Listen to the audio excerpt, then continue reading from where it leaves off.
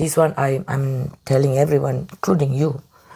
This thing, learning the Arabic language in the Quran, has actually my heart. I cannot begin to tell you how. You know how you go, you think you're increasing your love for Allah Ta'ala, you're increasing like that, right? As soon as I learn the Arabic this way, it's exponential. I feel it in myself. It's just a way beyond. So that's why I'm trying to tell everyone, start this. I wish I could have done this when I was 30. And I can imagine by now I would have finished the whole Quran. Bismillahirrahmanirrahim. Bismillahirrahmanirrahim. You all set, Ma? Yep. All right, let's do it.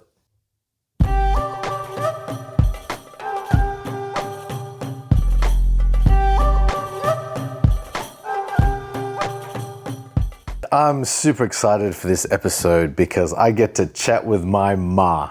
Apa kabar, Ma? How are you going? Baik. How's things? Alhamdulillah. Alhamdulillah. So, Ma, my first inspiration to study Arabic, I wouldn't say inspiration, more forced learning. Can you tell me a bit about your upbringing and what inspired you initially to study Arabic or to learn Arabic? Just the desire to know what I'm reading. And how old were you? About 6. When I first started to learn mengaji, reading the Quran in the kampung. We call it mengaji. Mengaji is like reading. Study. And you were born in Kampung Jasin in the village in Malaysia. Yes, yeah.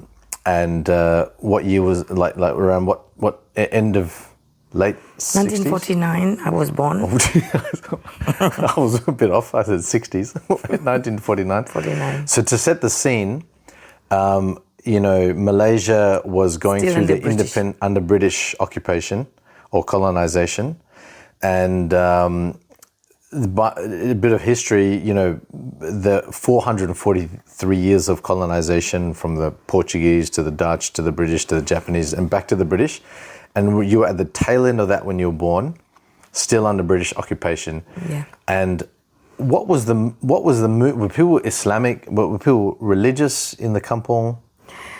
People were still Islamic. Islam is their main thing. People do still mengaji. Yeah. They make sure that the main thing for children is that they have to know how to mengaji. Yeah. That means read the Quran. Yeah. And to khatam, to complete reading the Quran. Yeah. So that's a major in the child study. So in the kampung, in the village, Everybody send their children to mengaji, and everyone know how to read the Quran, like read Arabic, basically. Required to, yes. Required to, yeah. Yeah. Read the Quran, not understanding, but read. Yeah, yeah. And in the kampung, there'll be only 1 or 2 of these teachers. One is my teacher, and another one I remember 1 mile down the track, another teacher. And these 2 teachers are well known to teach the mengaji. I remember you mentioned that there were many from Indonesia or Orang Jawa. Not many. The one I have is actually, he's Javanese. He speaks Javanese too. He's from Indonesia. Okay. But not the other one. So as a young kid, you'd go read mengaji? Every night. Every night? Except Friday night. Yeah. And what? Every child go to somewhere to learn mengaji. Right. In the whole village? Kampung. Oh, yeah, right. If so they don't, people look down on them, Yeah. Oh, they don't know, yeah. Wow, everybody send their children, yeah. Yeah, subhanAllah, even after all that colonization period. Yeah, still... every time, once they reach about 5 or 6, off to mengaji. Wow. I didn't know if, the kids these days. No, every night, yeah.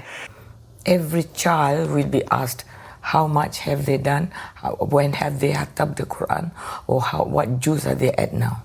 Right, so it was a kind of marker of success, almost. Of education. Yeah. And if you were considered, if you khatam the Quran, that means you're literate, essentially. Yeah. And I remember you mentioned when you were young, it was so important that the kids would go out every day to mengaji every night. To mengaji, and I remember you even did it during the communist insurgency. So can you tell me a bit about that? Like, what did you? Well, during those times, as soon as the sun goes down, the whole kampung will be in curfew. Everybody will be curfew because of the communist.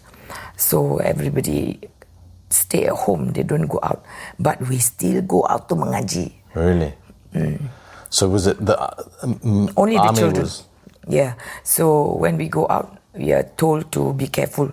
If any military trucks or what, you have to run and lie flat on the ground so they cannot see you. So can I just go back a little bit? So during Malaysia pre-colonization, there was actually 2 communist insurgency during. This is post World War II. In those times, the military is always present. Every day you can hear the trucks going, at least once or twice, up and down. So in the kampong, there was military stationed there, the army? There's no station, they just go. They just drive. So there wasn't checkpoints as such? No, but... the checkpoints are there. Where we mengaji, that's the checkpoints. Right. And the local police jaga the checkpoints. And they stop people from check them what they bring into the kampong and out. Okay, so for a little bit of a context, this was during the period of what they called the Malayan emergency. So this was a communist insurgency that was by the Malayan Communist Party. So they were instrumental in fighting the Japanese during World War II, but this is pre-independence. Yeah, they wanted to take over the country. Yeah, so essentially the communists would go into rural areas and in the kampongs, near the kampongs, in the jungles, fringe areas. And so there was a guerrilla warfare essentially near your kampong. My kampong is at the edge of the jungle, so in the jungle there are communists. Right. And they use the kampong to get their provisions and everything. So what the government do at that time, the British do, is close the kampong and have curfew every night. And even in the daytime, anyone coming out of the kampong to get supplies from the towns, they are checked. They cannot buy more than ration, their ration, rice and everything's ration, only for their family. So you had 10 kids in the family? No, we haven't got 10 kids. Oh, not under the time. So maybe 4 kids. Or... Yeah, but my nene, I was there, my father, we didn't go because we have enough rice. Ah, okay. But people, buying anything, supplies from this town are stopped at that checkpoint. There's police there, local police checking how much you buy, whether it's more than your thing. So did the communists, did they kind of steal from the village kampong people, or no, they don't steal. Kampong the kampong give, they would give support them. The supporters, the communist supporters, and the government doesn't know, but they know that some of the kampong people support them. Yeah. Were there many Chinese in the kampong? Not many.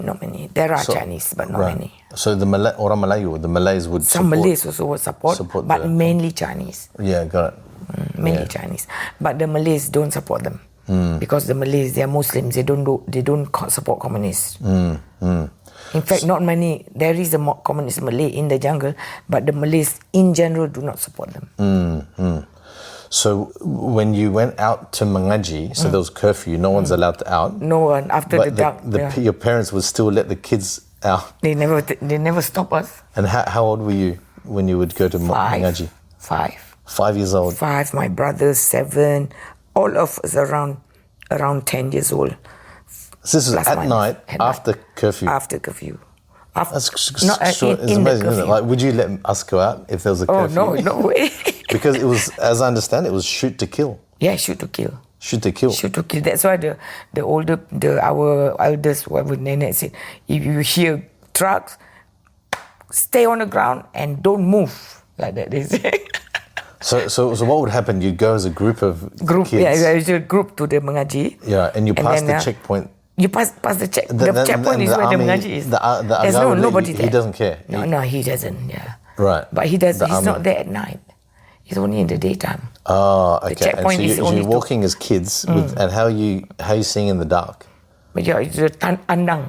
Andang. The Can you explain what an andang is? Andang is a coconut, an old coconut palm, just wrapped together and used as a torch. Yeah. You burn from the top, and then So it it's burns. like a big slow torch. fire, like a big slow torch. fire, big torch. So how would you know when the army is coming? Oh, we are always aware because we are told to be very acutely aware of truck vehicle noises. Some on odd times we put our ears to the ground to hear whether a truck is coming by, military truck is coming by. And when we it hear came that, by, what happened? we long before they arrive at place, we can hear the rumbling. We go straight down on the ground already. But can't they see you on the ground? No, they can't see. You They can if they want, but we go into the parade. You see, this is the road. There's always a parade, so we go into the parade. Is a ditch. A ditch, stormwater ditch. Right. So it's dry anyway. Yeah. So we always go in the parade and sleep like that and don't move anything until the truck's gone. So did you see a few trucks would come by? Yeah.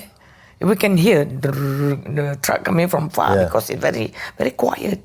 So there's no car, nothing. But when there's room, we quickly run in the parade and ride and then wait for the truck to pass and then all gone. Then we jump up and scream and shout. Were you scared?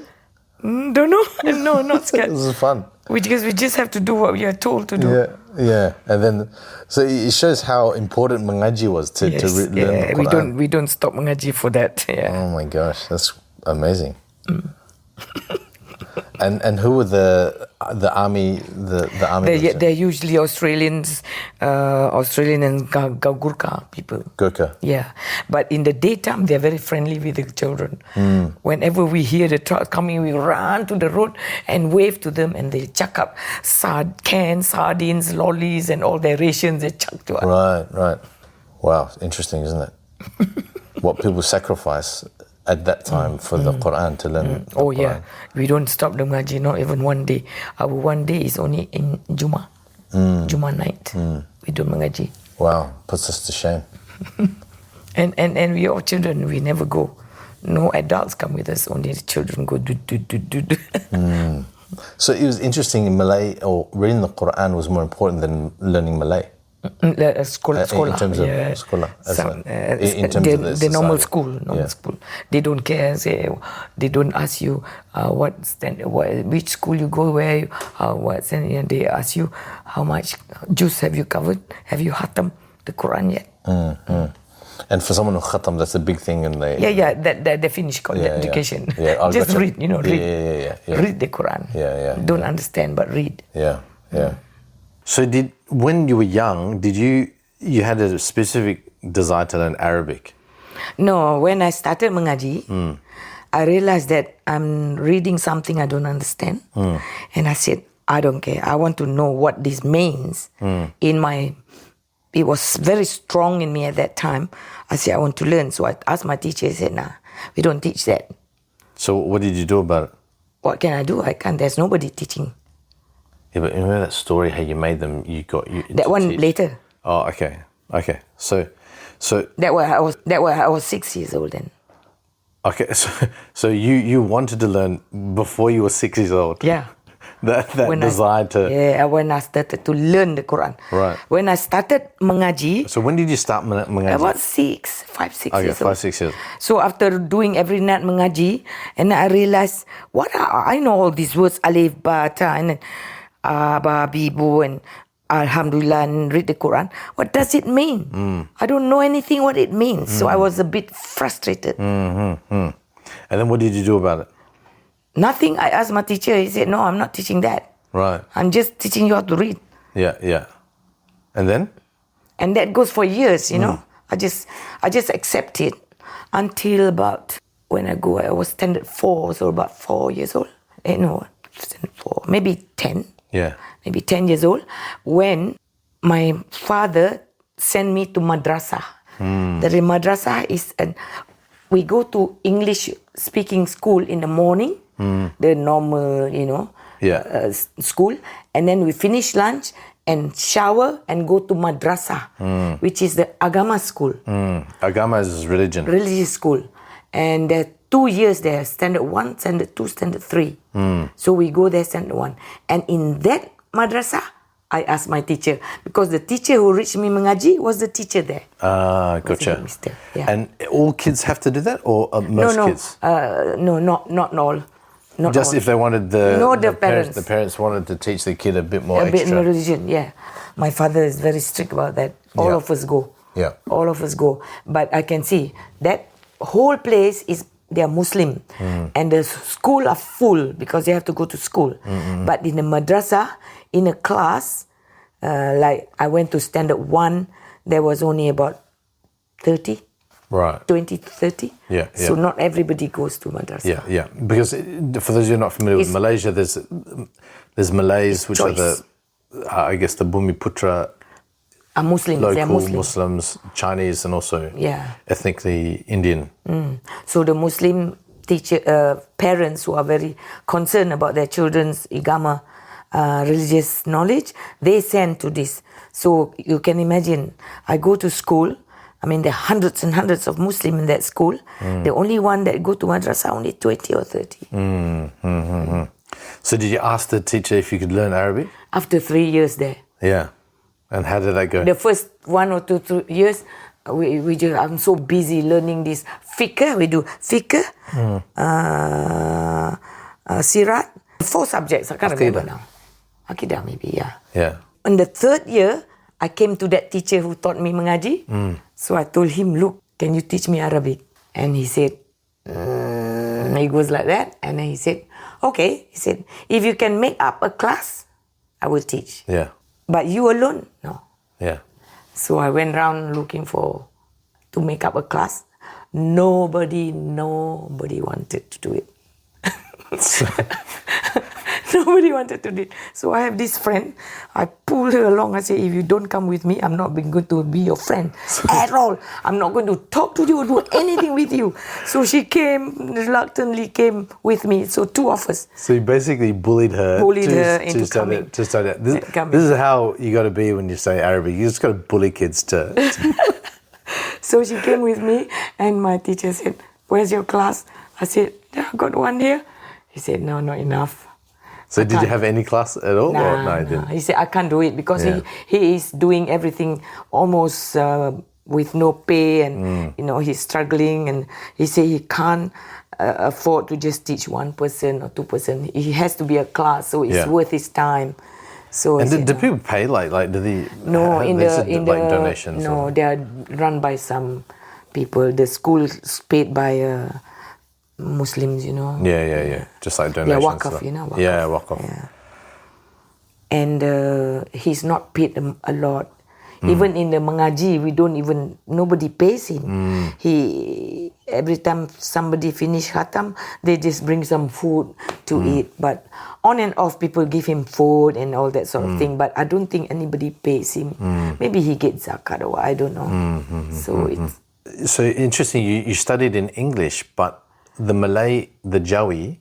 So Malay back in those days was written in the Arabic script. No, in Jawi? No, they're so it was already turning in English.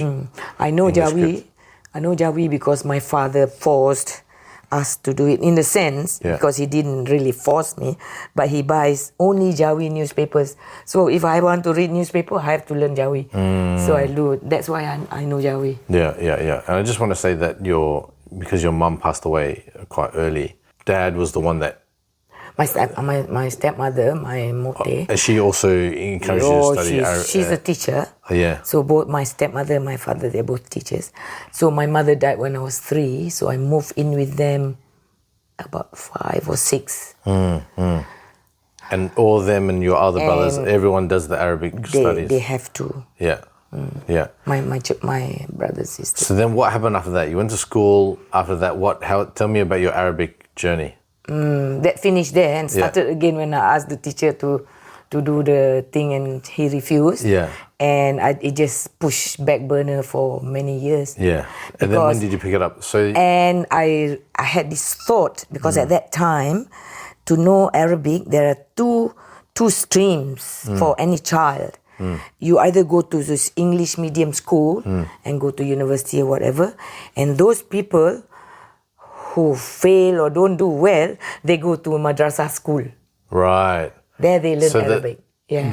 The brighter The kids brightest go to the normal English, school. Yeah, study engineering, medicine, and whatever. those people who can't make it to uni or who can't make it to there's several levels in the school, who fail.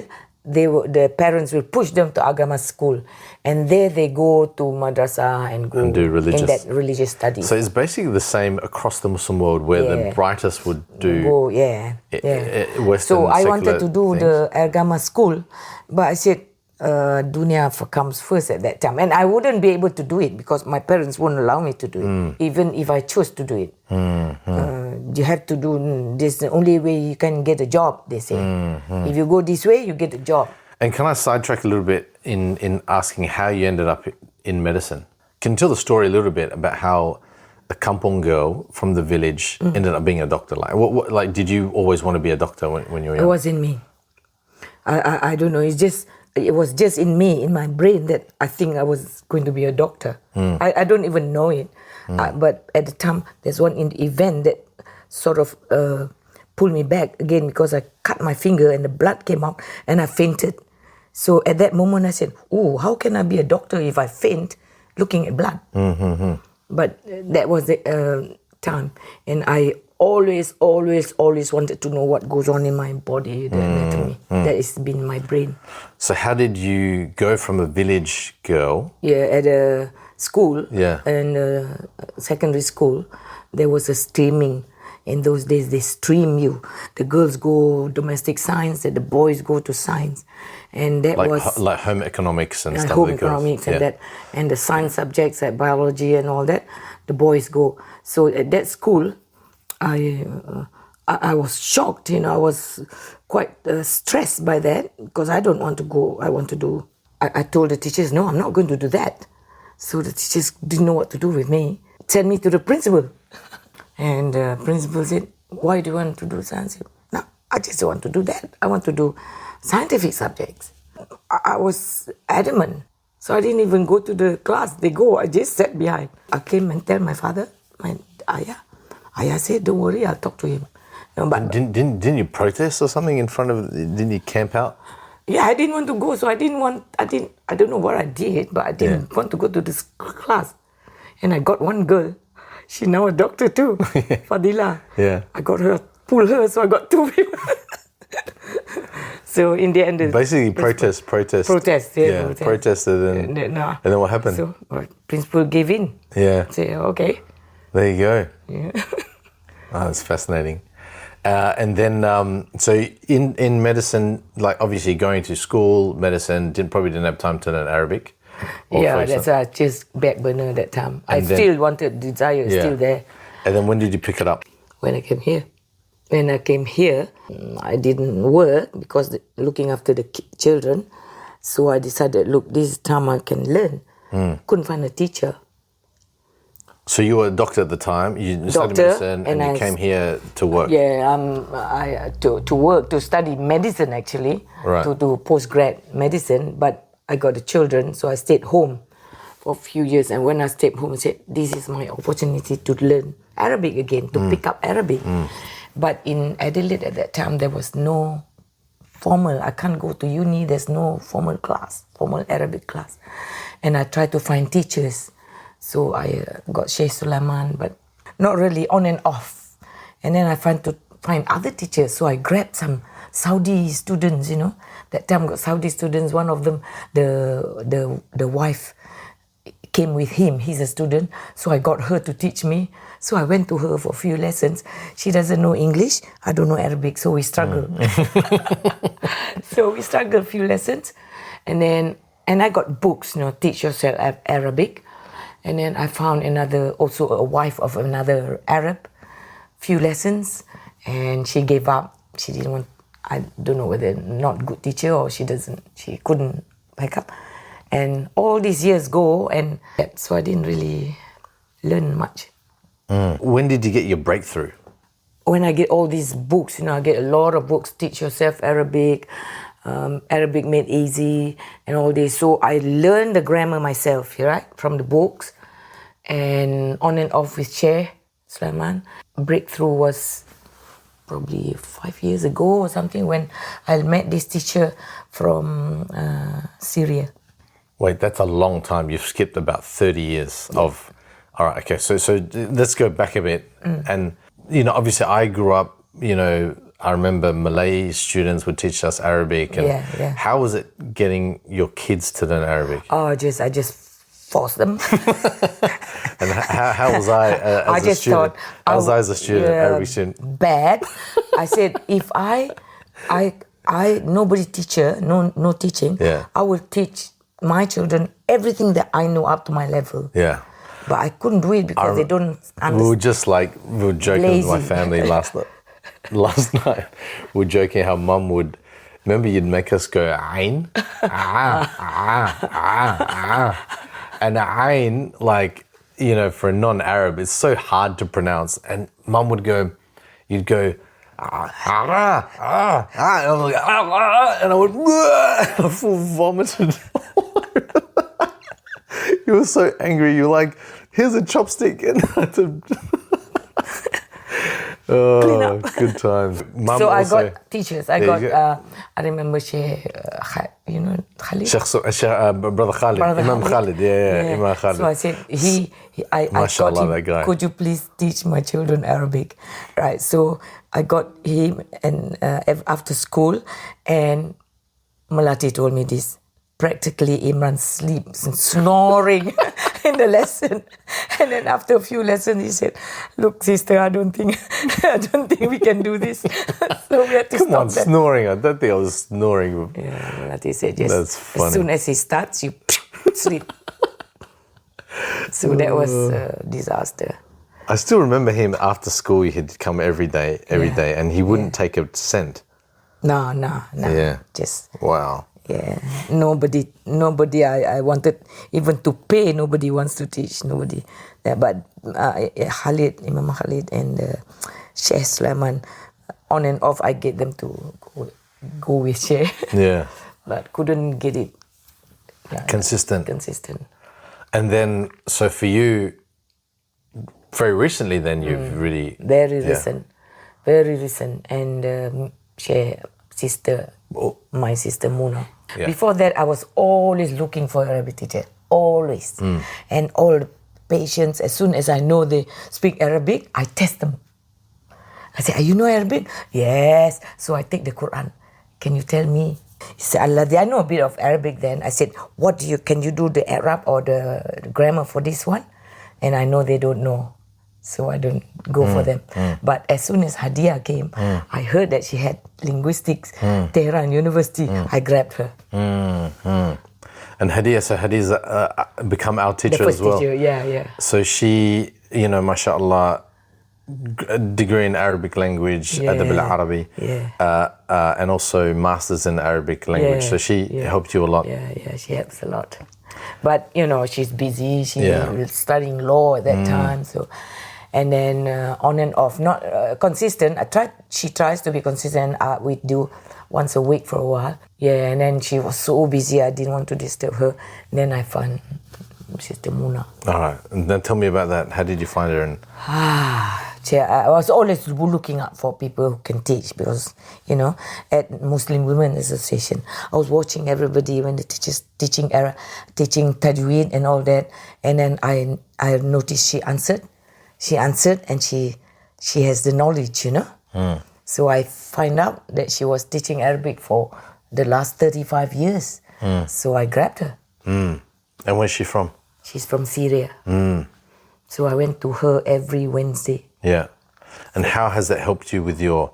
So mashallah, my mum is 76. Yeah. Mum is 76 now, alhamdulillah, mashallah. Hayakallah. Tawar umrik, inshallah. And you've memorized... I'm saying this, I know you don't like to talk about it, but I'm saying this as an inspiration for people that you at your age have memorized in the last 5 years, right? So you've memorized Surah Al-Baqarah. I don't say memorize, people know memorize. I've read twice to my teacher. Surah Al-Baqarah from memory. Imran, yeah, from memory. Surah Al-Ali Imran. I do 10 pages at a time. Yeah, but so you've done, what I'm trying to say is the amount you've done using your strategy, the strategy. Yeah. So Surah Al-Baqarah, Surah Al-Ali Imran, Nisa. Surah Al-Nisa. And half of Ma'idah. And half of Ma'idah. And I got sick. Yeah, sorry. Just to, that's why Mum's voice is a little bit croaky. So Mum recently had cancer, but alhamdulillah is better. Alhamdulillah. And remission, alhamdulillah. But also her voice is a little bit, so her voice is a bit croaky. We had to stop this interview every now and then for a bit of coughing. But so Surah Al-Ma'idah, and then obviously all the other small surahs everywhere. Yasin, Rahman, Kahfi, Surah Rahman, Waqi'ah. I know Waqi'ah. them. Yeah.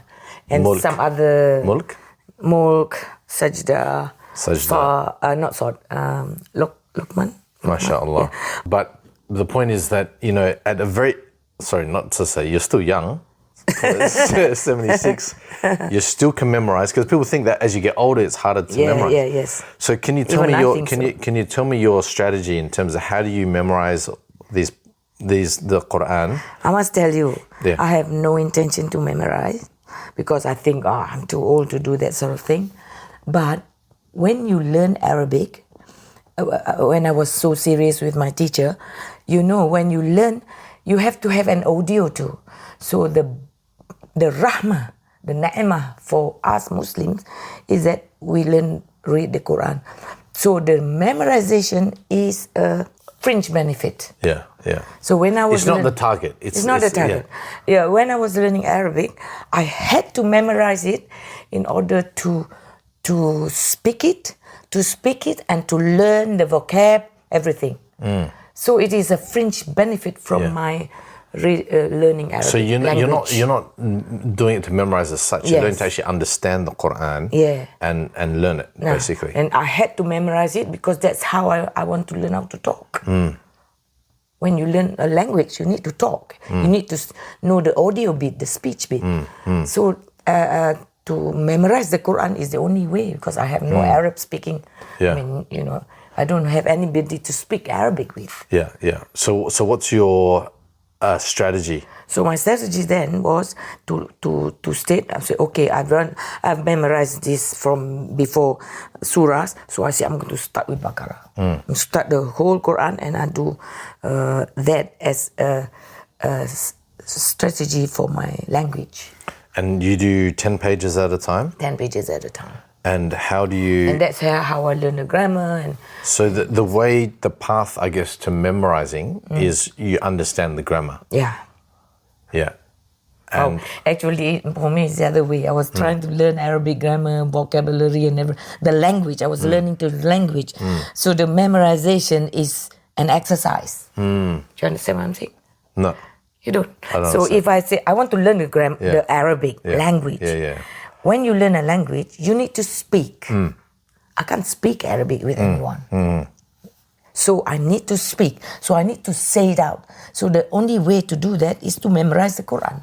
Right. So I can say, Alif Lam, ذَلِكَ الْكِتَابُ لَا رَيْبَ فِيهِ. I mean, I'm talking. ذَلِكَ الْكِتَابُ لَا رَيْبَ فِيهِ. Like that. Yeah, gotcha. So I have to know the grammar. I have to know the vocabulary. That's how you learn.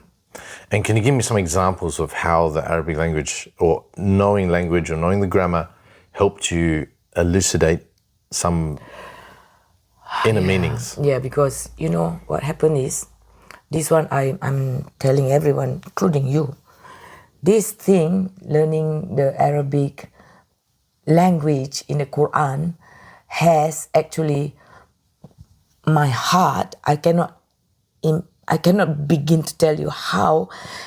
How you go, you think you're increasing your love for Allah Ta'ala, you're increasing like that, right? As soon as I learn the Arabic this way, it's exponential. I feel it in myself. It's just a way beyond. So that's why I'm trying to tell everyone, start this. I wish I could have done this when I was 30.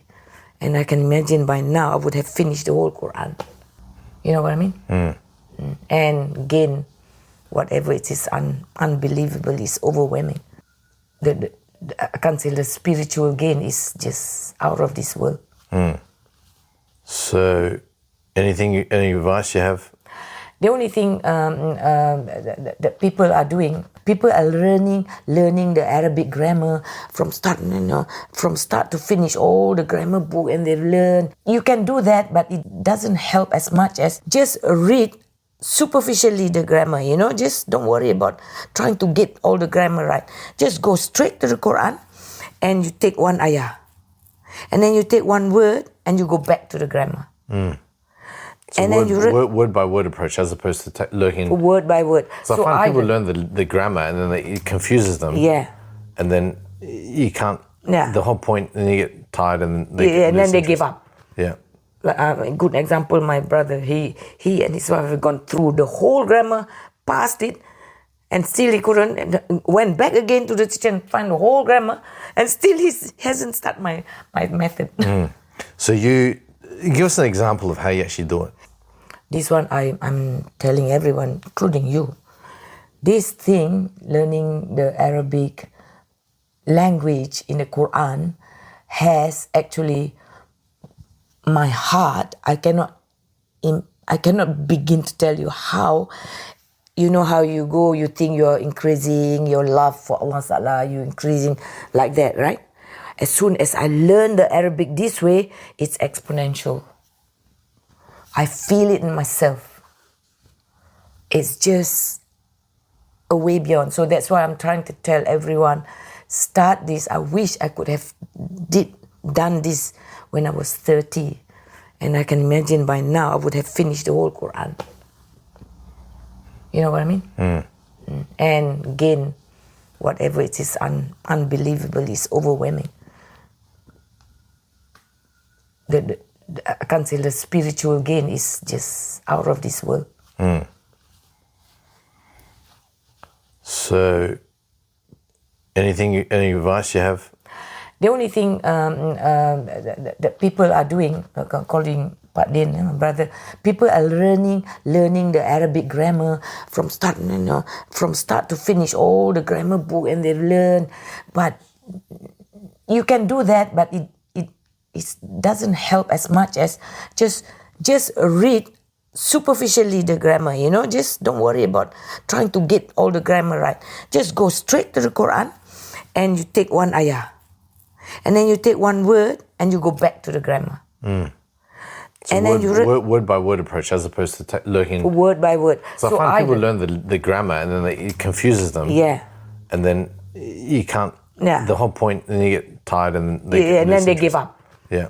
A good example, my brother, he and his wife have gone through the whole grammar, passed it, and still he couldn't, and went back again to the teacher and find the whole grammar, and still he hasn't started my method.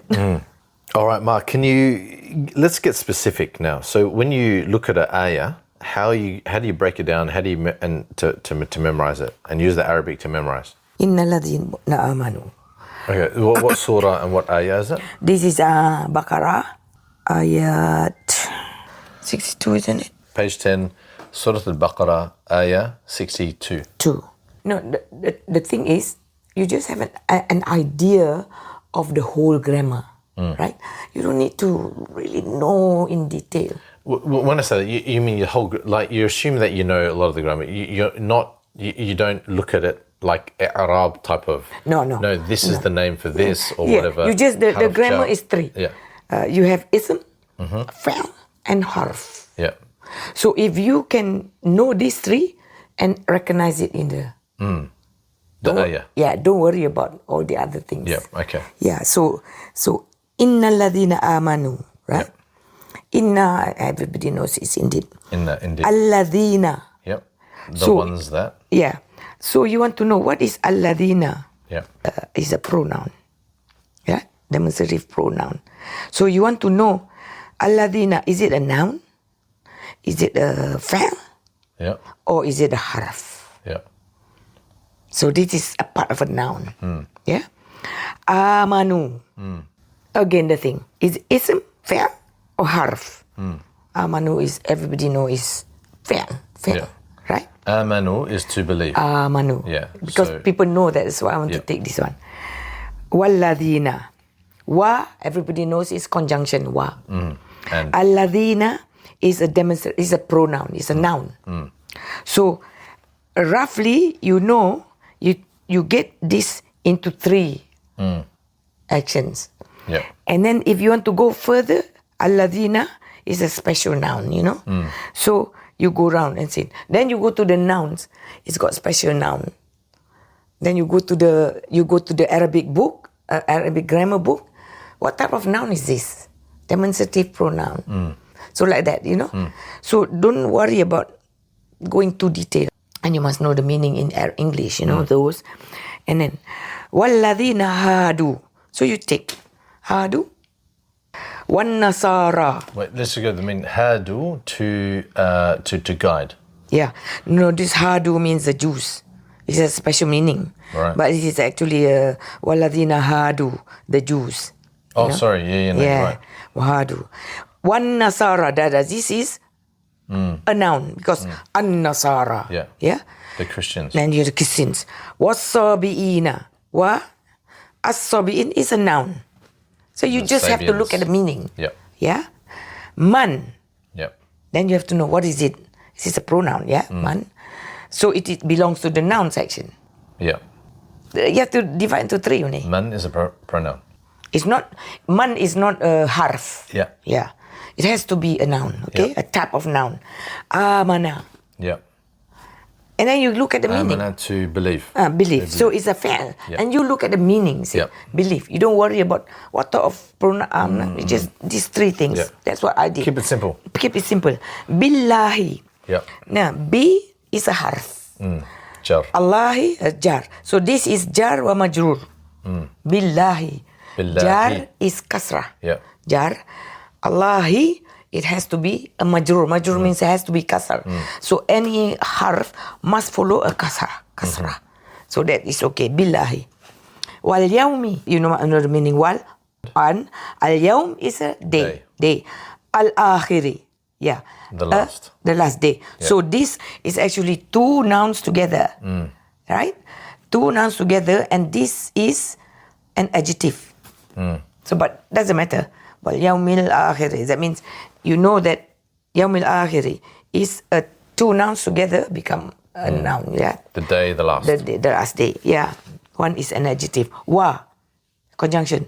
Amila. You know the meaning? Amila is a noun. A fi'l. Yeah. Yeah. work.